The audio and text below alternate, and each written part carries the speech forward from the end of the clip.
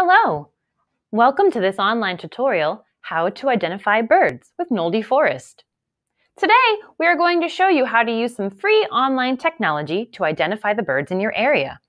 We will look at bird field marks, which are the visual cues that you can easily see on a bird, as well as other characteristics to help you identify the birds you see. When we are looking at a bird to ID, we use 5 major characteristics: size and shape. It's helpful to think about the unknown bird's size relative to a bird you do know, like a robin. We need to look at color. What are the most obvious colors you see? Behavior. Is the bird feeding on the ground or on a feeder? Is it perched in a group or alone? Observations like that. Habitat. Are you along the edge of a lake or deep in the forest? These will house different types of birds. And finally, voice. Each bird has its own specific song. Let's start by looking at some bird cam footage from Ithaca, New York. This footage was filmed in January, but it is a good visual practice bird identification in real time. Look at the bird in the middle of the image. What do you observe? I noticed the black and white colors, the long beak, the curious way it is perched on the feeder block. Notice how it's eating. Do you see any other observations? All right, now let's go to allaboutbirds.org. This is where we will find the Cornell website. At the top, you will see there is an option to select Bird ID. Go ahead and press that button. It will open the Merlin app, which is free software that is also something you can download on your phone. The first question is, where did you see the bird? Because we were looking at footage from online, we're going to put Ithaca, New York. All right. Then we will put the date. The date at this moment was January. Now we pick the size of the bird. It's hard to know because of our distance, but it was probably between a sparrow and a robin. Now we pick our colors. Take a look. It was definitely black and white. Now we say what the bird was doing. Eating at a feeder. All right. It wasn't doing any of those other options.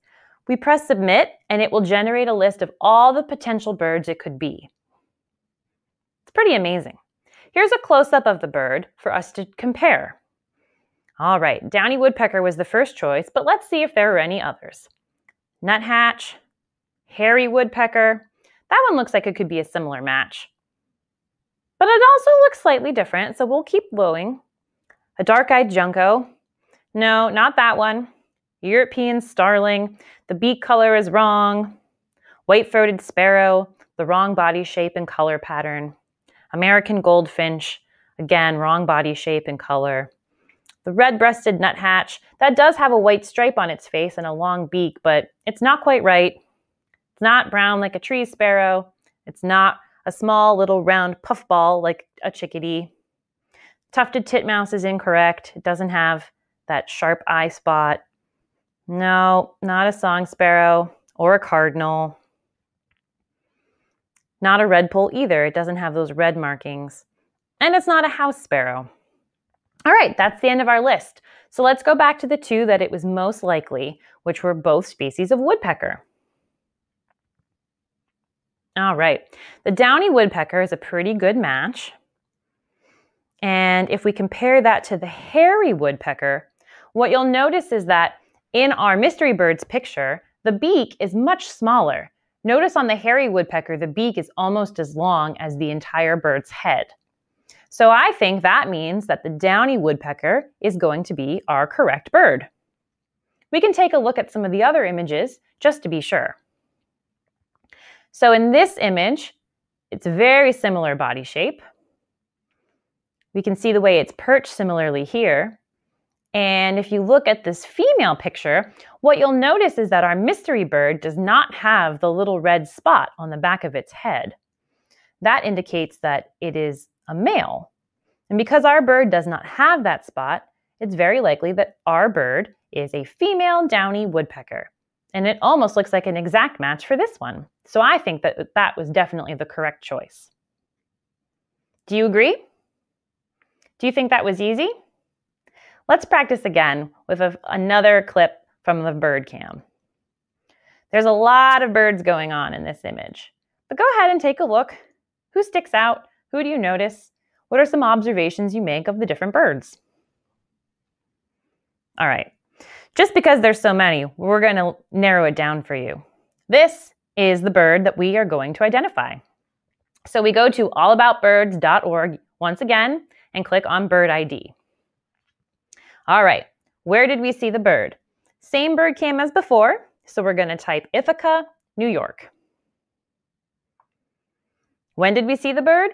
Late January. And what size was the bird?